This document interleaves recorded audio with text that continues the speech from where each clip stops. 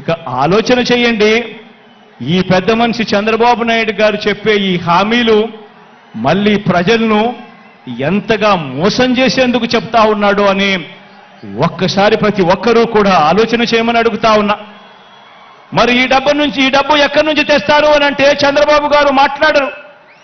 ఇదే అంశాల మీద సుదీర్ఘంగా కూడా ప్రజలందరికీ కూడా తెలియాలి అని అసెంబ్లీలో సుదీర్ఘంగా దీని గురించి వివరించడం కూడా జరిగింది. పేద ప్రజలు మరొక్కసారి నమ్ముతారేమో, మోసం చేద్దామన్న కుటిల ఆలోచనతో బాబు ఈ వాగ్దానాలన్నీ కూడా చేస్తా ఉన్నాడు. ఎలాగో అబద్ధాలు చెప్పేటప్పుడు ఆ అబద్ధాలకు హద్దులు ఎందుకని, భావదారిద్ర్యం ఎందుకని చంద్రబాబు నాయుడు గారు అబద్ధాలు చెప్పే సిద్ధాంతాన్ని నమ్ముకున్నాడు. నమ్మిన వాడు మునుగుతాడు, నమ్మించిన వాడు దోచుకోగలుగుతాడు అన్నది బాబు సిద్ధాంతం. బాబు మేనిఫెస్టో ఏ ఒక్కరైనా కూడా నమ్మటం అంటే బంగారు కడియం ఇస్తానని చెప్పి ఆ పులిని నమ్మినట్టుగానే, ఆ కథలో పులిని నమ్మినట్టుగానే ప్రజలందరూ కూడా మోసపోతారు అని కూడా ఈ సందర్భంగా తెలియజేస్తా ఉన్నా. ఆలోచన చేయమని అడుగుతా ఉన్నా. ఈ 58 నెలల్లో 130 సార్లు మీ బిడ్డ బటన్ నొక్కాడు. ఈ 58 నెలల్లో ప్రజల కోసం మీ బిడ్డ 130 సార్లు బటన్ నొక్కాడు. దాదాపుగా 2,70,000 కోట్ల రూపాయలు డీబీటీగా నేరుగా నా అక్క చెల్లెమ్మల కుటుంబాల ఖాతాల్లోకి నేరుగా పంపించాం. దేశ చరిత్రలోనే ఇదొక రికార్డు. మన రాష్ట్రంలో ఎప్పుడూ జరగని విధంగా, మనం ఎప్పుడూ కూడా చూడని విధంగా ఈరోజు ఈ కార్యక్రమం ఈ 58 నెలల్లో జరిగింది అనంటే అది కేవలం మీ జగన్కు మాత్రమే సాధ్యమైంది. అది కేవలం వైఎస్ఆర్ కాంగ్రెస్ పార్టీకి మాత్రమే సాధ్యమైంది అని కూడా చెప్పడానికి గర్వపడతా ఉన్నా.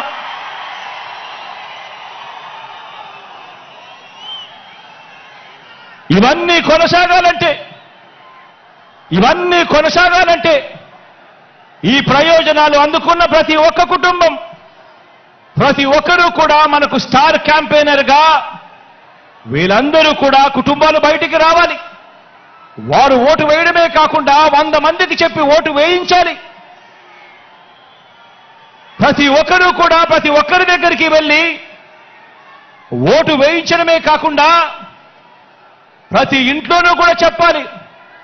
పొరపాటు జరిగితే పేదవాడి భవిష్యత్ అంధకారం అవుతుంది అని చెప్పి ప్రతి ఇంట్లోకి వెళ్ళి చెప్పాలి. ప్రతి గ్రామంలోనూ వెళ్ళి వివరించాలి. పార్టీ కార్యకర్తలు, నాయకులు, అభిమానులు, వాలంటీర్లు మీ పాత్ర ఎంతో కీలకం.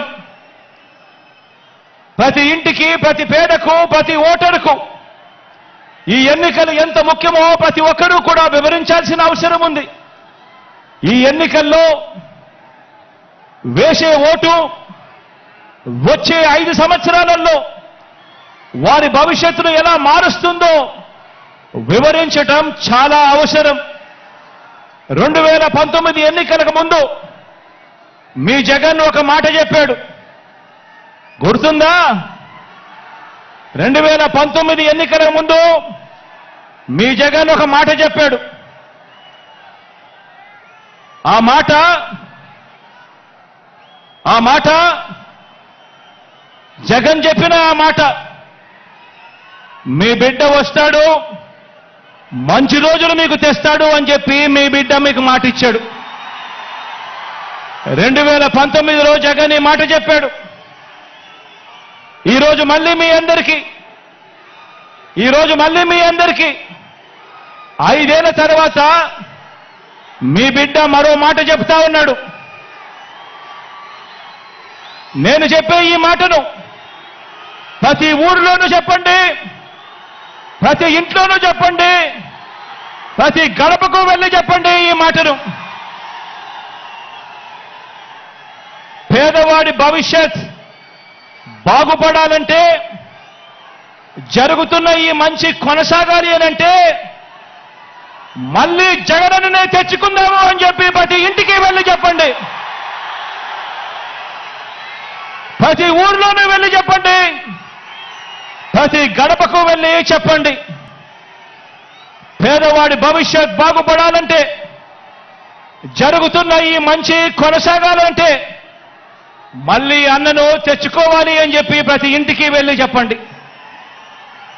మన అన్న సీఎంగా తెచ్చుకుందాము, మన అన్న ప్రభుత్వాన్ని మనమే రక్షించుకుందాము. బాబు అనే మాయలోడి వలలో పడవద్దు అని ప్రతి ఇంటికి వెళ్ళి చెప్పండి. మళ్ళీ అన్ననే సీఎంగా తెచ్చుకుందాం, మరింత మంచి అన్నతో చేయించుకుందాం. మనందరి చల్లని దీవెనలతోనే ఇది సాధ్యమవుతుంది అని చెప్పి ప్రతి ఒక్కరికి వెళ్ళి చెప్పండి. మీకోసం నిలబడిన మన అన్న మీద అరడజను పార్టీలు బాణాలు ఎక్కుపెట్టాయి. ఆ అవ్వ తాతలకు, ఆ అక్క చెల్లెమ్మలకు, ఆ రైతన్నలకు, ఆ పేదలకు మీ అందరి తరపున జగనన్న నిలబడ్డాడు కాబట్టి ఈరోజు జగనన్న మీద అరడజను పార్టీలు అరడజను బాణాలు ఎక్కుపెట్టాయి. అయినా అన్న పొత్తులను నమ్ముకోలేదు. అన్న మనల్ని నమ్ముకున్నాడు, ఆ దేవుడిని నమ్ముకున్నాడు. అన్న ఒంటరిగానే సింహంలో మనందరికీ తోడుగా నిలబడ్డాడు అని చెప్పి ప్రతి ఇంటికి వెళ్ళి చెప్పండి. మన అన్న ప్రజల్ని, దేవుడిని తప్ప పొత్తుల్ని, ఎత్తుల్ని నమ్ముకోలేదు. మన అన్న ఎప్పుడూ మోసాలు చేయలేదు, ఎప్పుడూ అబద్ధాలు చెప్పలేదు, ఎప్పుడూ జిత్తులను నమ్ముకోలేదు మన అన్న అని చెప్పి ప్రతి ఇంటికి వెళ్ళి చెప్పండి. మన అన్న నమ్ముకున్నది తాను చేసిన మంచి జరిగిన ప్రజల్ని మాత్రమే మన అన్న నమ్ముకున్నాడు అని ప్రతి ఇంటికి వెళ్ళి చెప్పండి. మళ్ళీ మన అన్నను గెలిపించేందుకు మనమంతా కూడా చెయ్యి కలపాలి, మనమంతా కూడా ఒక్కటి కావాలి, మనమంతా కూడా సిద్ధమని చెప్పాలి అని చెప్పి ప్రతి ఇంటికి వెళ్ళి చెప్పండి. సీఎంగా అన్న వస్తేనే నెల 1వ తేదీన మళ్ళీ చిక్కటి చిరునవ్వులతో మన ఇంటికే 3,000 రూపాయలు పెన్షన్ తీసుకువచ్చి ఇవ్వడం జరుగుతుంది అని చెప్పి ప్రతి ఒక్కరికి కూడా చెప్పండి. సీఎంగా మళ్ళీ అన్న వస్తేనే ఇచ్చిన ప్రతి ఇంటి పట్టాల్లో ఇళ్ల నిర్మాణం పూర్తవుతుంది అని చెప్పి ప్రతి ఇంటికి వెళ్ళి చెప్పండి.